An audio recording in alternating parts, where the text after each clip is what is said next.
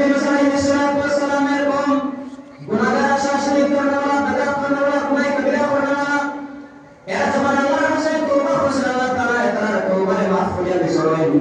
সেই আল্লাহ আজদিন পর্যন্ত আসেন মিনানা থেকে আল্লাহ প্রকাশায় ইয়া আল্লাহ আসেন না বুঝছো আমরা যত গুনাহ করি না কেন আখেরি জমানার নবীর উম্মত আমরা ইনসান আমরা তো গুনাহ করব লেকিন আল্লাহ সুবহানাহু ওয়া তাআলার কাছে সমস্ত গুনাহের সামনে রেখে দিয়ে আমরা তওবা করি এই মসজিদে কওমের মত আল্লাহ সুবহানাহু ওয়া তাআলা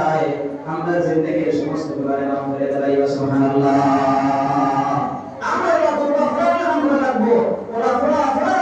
লাগবো আজকে ওরা আল্লাহর সুবহানাল্লাহ করতে আমরা জুড়ে পড়িত না একবার আপনার দিল থেকে যদি আপনি সুবহানাল্লাহ পড়বেন আল্লাহু আকবার পড়বেন লা ইলাহা ইল্লাল্লাহ সুবহানাল্লাহ ইন্নী কুনতু মিনাজ জালিমিন পড়বেন হাজারবার প্রয়োজন নাই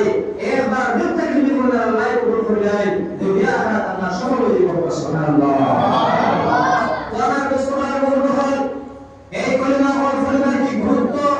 এই গুরুত্ব আলোচনা করতে যাই সালাইহিস সালামের ঘটনা আপনাদের সামনে আমি আলোচনা করছি তখন সালাইহিস সালামের দেখা আমার কওমের অভিযানের প্রথম ইসরায়েলের 3 দিন তো পাস হয়ে গেছে এখন আমি যদি আমার কওমের কাছে চলে যাই আমার কওমের একটা সংবিধান আছে আমার কওমের একটা সংবিধান আছে কোন মানুষের যদি কোনো কথা হয় আর এই কথা যদি বাস্তব না হয় তাই তার সংবিধান আছে এভাবে আপনার কাতল করে দেওয়া বুঝা আমি বুঝতে পারবো তো কথা মাত্র বেঁচে যাবে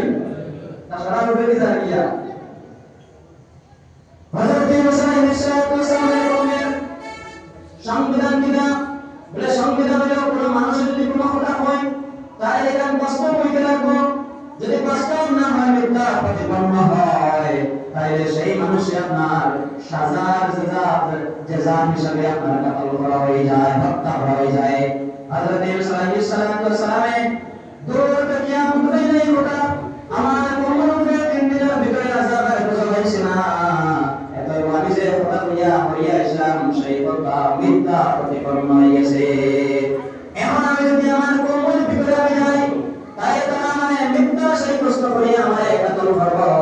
কাতল ছাড়া আমার কোনো উপায় নাই হযরত মুসা আলাইহিস সালাম তার নিজে যে ডিসিশন নিয়েছেন আল্লাহর পক্ষ থেকে কোনো ওহি আইবার কোনো চিন্তা করছেন না আল্লাহর লগে আপনার কোনো মশওয়ারা নাই আল্লাহর কোনো বারসা নাই তার নিজে যে ডিসিশন লইয়া তাই আপনার এই জগৎ থেকে আল্লাহ না দিয়া অন্যত্র চলিয়া যাইবার লাগে ওয়ানা দিলাইছো লম্বা ঘটনা দোস্ত করার মতো আমি লম্বা কথা কইতাম না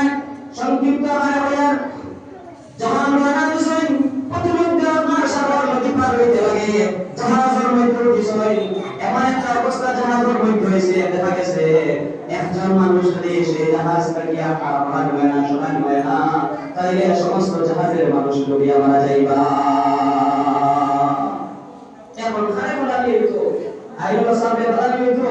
না মৌলানা জামাল সামনে বলা নিয়তো না মুসলিম ইমাম সামনে বলা নিয়তো এরা বাইরে সাইডে বুঝায় দেয় ইমাম সাহেব এই আর এই মেলো খারে বলা নিয়তো আপনার লড়াই মারা হইলো লড়াই মারা গেলে দেখা গেল হযরত মুসা আলাইহিস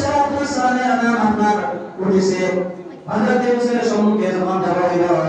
দেখা গেল এত সুন্দর একজন মানুষ এত সুন্দর একজন মানুষ এই মানুষের তো আপনার সকল হইতে বলাই যায় না এই তো তার মালিকের বাগান করা হইতে হয় জাহাজের মধ্যে আমরা এটা করা হয়েছে জাহাজের মধ্যে মালিকের বাগান একজন ঘোড়া আসল এটা হচ্ছে চাই